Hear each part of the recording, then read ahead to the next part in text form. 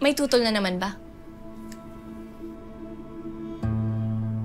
Nakakaya naman sa mga kapitbahay. Baka madami pa silang masabi.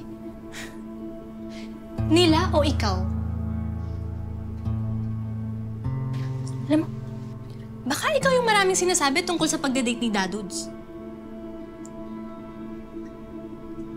Ko sa'yo, te. Hindi. Mag-usap tayo, Lika.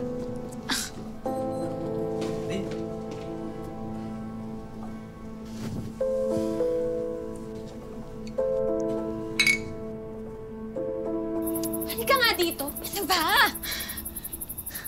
Ayaw mo bang sumaya si Dadudes? Gusto mo bang nakikita siyang miserable? Ako, ang laging kasama ni Dadudes. Ikaw ang laging wala. Kaya ako ang nakakaalam kung masaya o malungkot si Dadudes. Malamang malungkot. Kaya nga nakikipagkaibigan eh. Habang buhay mo na lang ba siyang pipigilan? Bilis niyo namang mag-move on. Pero yung problema niyo ni Boss Carlo, ang liit-liit, hindi mo makalimutan. Aya, ano bang konsepto mo ng moving on, ha? Tingin mo kinakalimutan namin si Maming? Bakit? Hindi ba? Binubura niyo si Maming sa pagpapapasok ng ibang babae dito sa bahay. Aya, hindi ganon yun. Lahat tayo, kailangan natin magpatuloy sa buhay, Aya.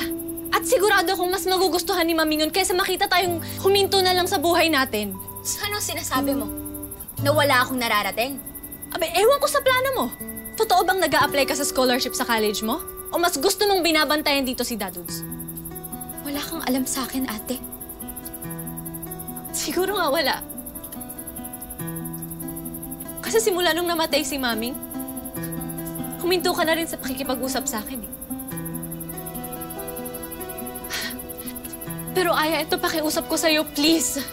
Huwag mo namang gamitin yung alaala ni Maming para itulad lahat ng tao sa paligid mo sa pagiging miserable mo.